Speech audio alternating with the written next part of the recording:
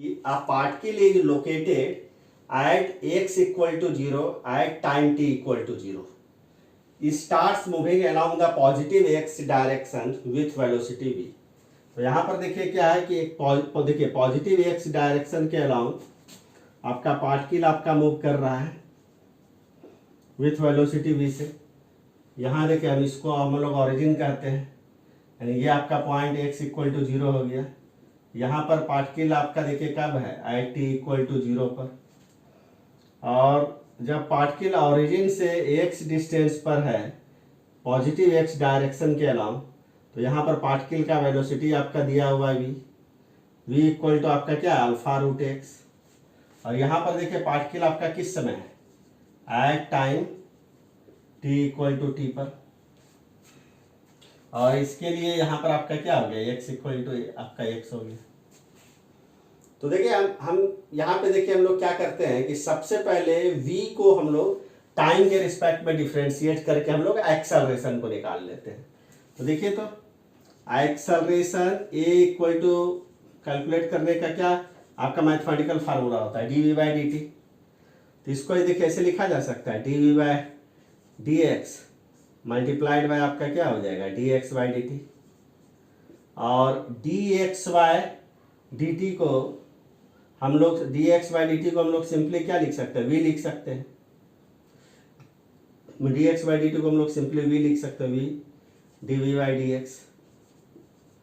और देखिए इसी को हम लोग ऐसे भी लिख सकते हैं 1/2 D Y D X V square.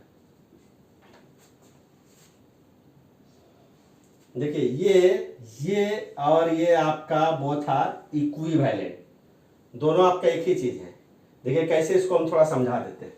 जैसे देखिए differential coefficient of v square with respect to अगर x अगर आप निकाले तो इसको ऐसे लिखा जा सकता है differential coefficient of v square with respect to v multiplied by आपका क्या हो जाएगा differential coefficient of v with respect to x, और v स्क्वायर का डिफरेंशियल कोएफिशिएंट v के रिस्पेक्ट में आपका क्या हो जाएगा 2v हो जाएगा multiplied by dv by dx।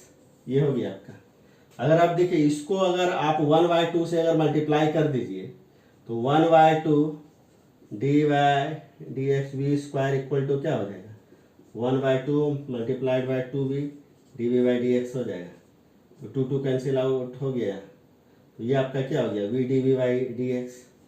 तो simply v D we by D x को हम लोग इतना हम लोग लिख सकते हैं, तो वही मैंने लिखा। अब देखिए यहाँ पर करना क्या है 1/2 D Y D X V का स्क्वायर कर दीजिए, यानी v का स्क्वायर का मतलब क्या हो गया अल्फा रूट एक्स का होल स्क्वायर कर दीजिए। तो ये आपका क्या हो जाएगा 1/2 डी वाई डी एक्स, ये आपका सिंपली क्या हो जाएगा अल्फा स्क्वायर एक्स स्क्वायर। और चूंकि देखिए अल्फा आपका क्या है एक कांस्टेंट है, प्रॉब्लम में हालांकि अल्फा के बारे में दिया गया नहीं है, लेकिन तब पर भी हम लोग यहाँ पे अल्फा को हम लोग कांस्टेंट मानते हैं।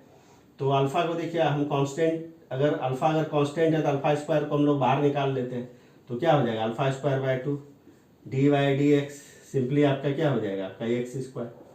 तो इसको देखिए लिखा जा सकता है अल्फा स्क्वायर बाय 2, और एक्स स्क्वायर का एक्स के रिस्पेक्ट में सिंपली आपका क्या हो जाएगा 2x नहीं हो जाएगा आपका 2x हो जाएगा आपका नहीं यहाँ पर सॉरी बाय मिस्टेक यहाँ पर देखिए यहाँ पे आपका ये नहीं होगा, यहाँ पर ये नहीं होगा।